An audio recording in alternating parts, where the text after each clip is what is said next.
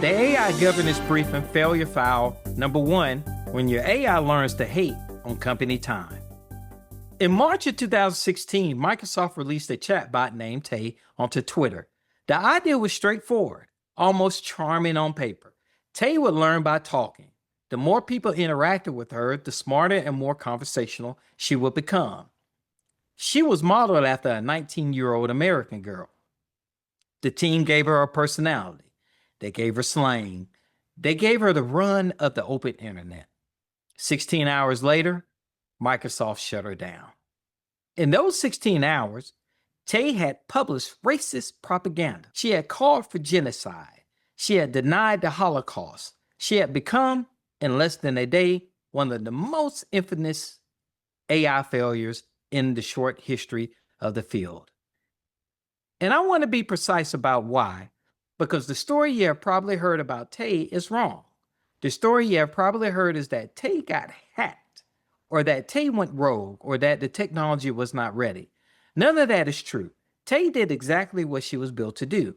She learned from the people who talked to her. The problem was that nobody at Microsoft had governed what would happen when the people talking to her were trying to break her on purpose. That is the case I want to walk through today. This is failure file number 1. Before we go further, a quick word about what a failure file is and how to read one, because we're going to do a lot of these and structure matters. Each failure file has the same 3 parts, and they run in the same order. First, the incident. What happened? To which institution at what moment? No editorial spin, no hypotheticals, a documented event. Second, the controls, the specific governance controls that were absent or failed at the moment of institutional failure, named and coded against the TAME score framework. That is the part that turns a new story into a diagnosis.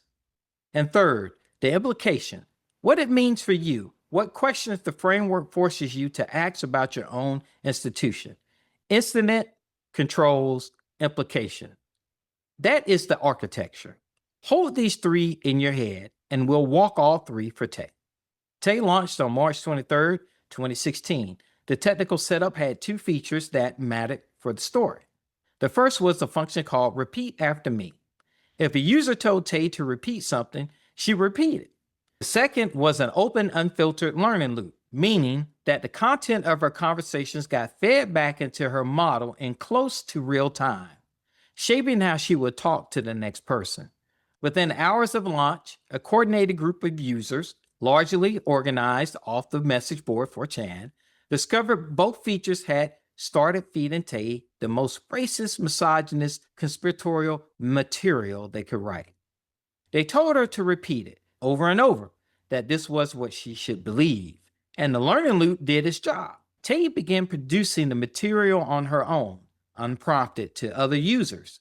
There were no effective adversarial input controls. And I want to be careful here because I have seen this case written up in ways that say there were no controls at all, and that is not quite right.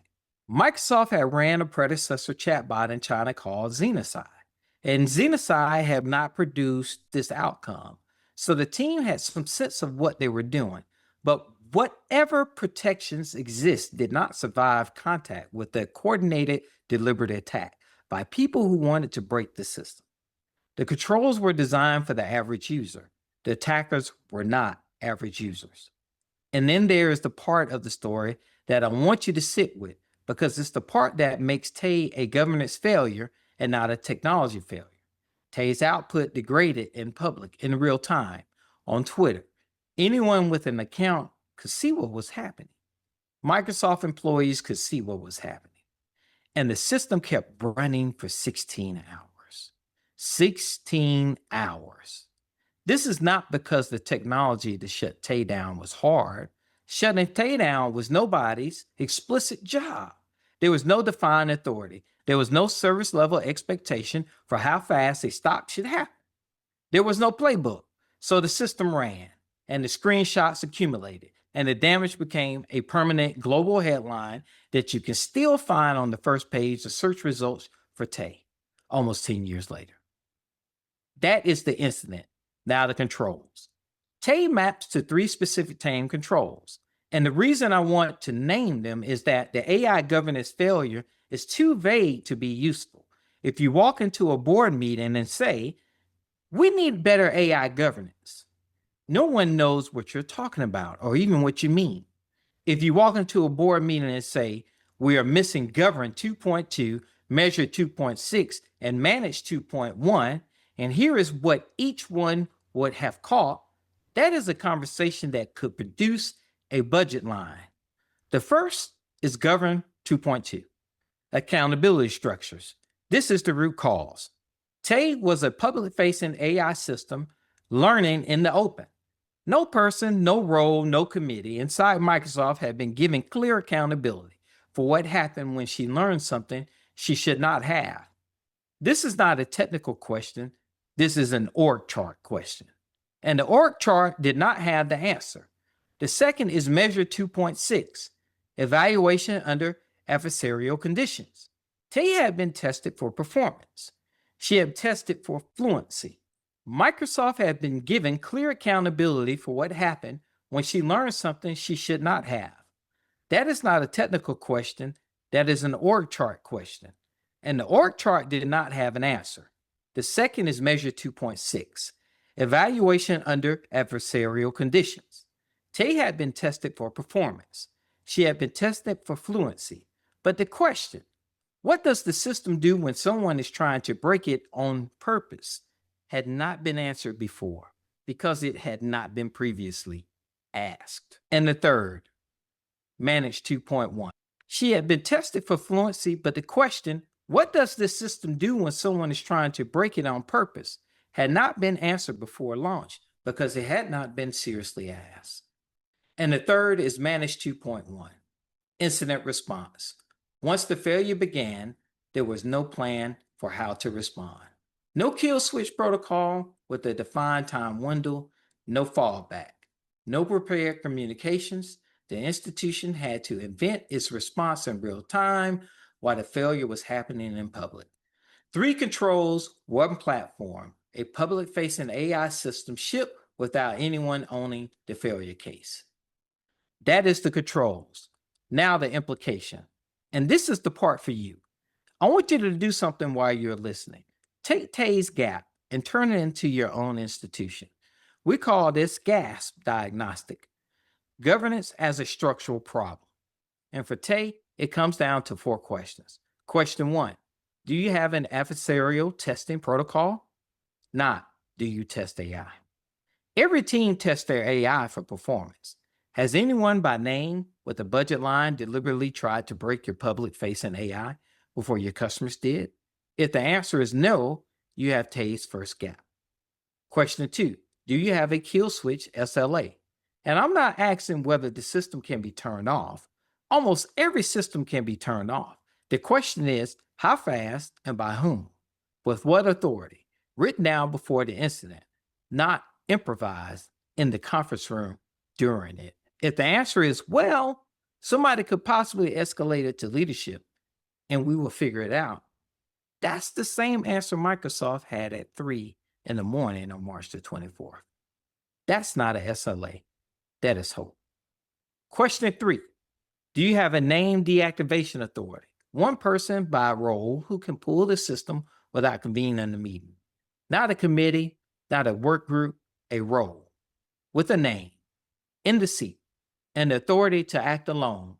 If you cannot name that role right now, you do not have one. And question 4, do you have a viable non-AI fallback? When the system goes down, and it will eventually, for some reason, does the entire process breaks the moment the model goes offline, you have engineered a single point of failure into your operations. And you have done it in the one technology category where the failure mode includes public reputational damage. 4 questions. If you cannot answer all 4 with the name and the document, what you have is not a theoretical governance gap. You have Tay's exact gap today inside your institution. Tay incident was almost 10 years ago. The reason I'm still talking about her in 2026 is that the failure never was technical. The model has been replaced 100 times over. The architecture is unrecognizable from what Microsoft shipped that day. The governance gap has not changed. The governance gap is exactly where it is. And every time I open a new conversation with an institution that is shipping a public-facing AI system, and I ask, has anyone deliberately tried to break this? And the room goes quiet. I know we are looking at Tay's gap again, different company, different model, different decade, same gap. So here's where I leave you. If your organization is running a public-facing AI system and no one in your building has asked out loud in a meeting with notes taken, what does our AI do when someone tries to break it on purpose? You're not safe because it has not happened to you yet. You are 6 months from your own Tay moment. The breakdown is on the page at humansignal.io failure-files. Read file number 1. Run the 4 questions on your own institution. And if the answer scares you, that is the diagnostic working. Govern the machine or be the resource that it consumes. I'm Dr. Tuboise Floyd. This was the AI Governance Briefing Failure File number 1. We'll see you soon.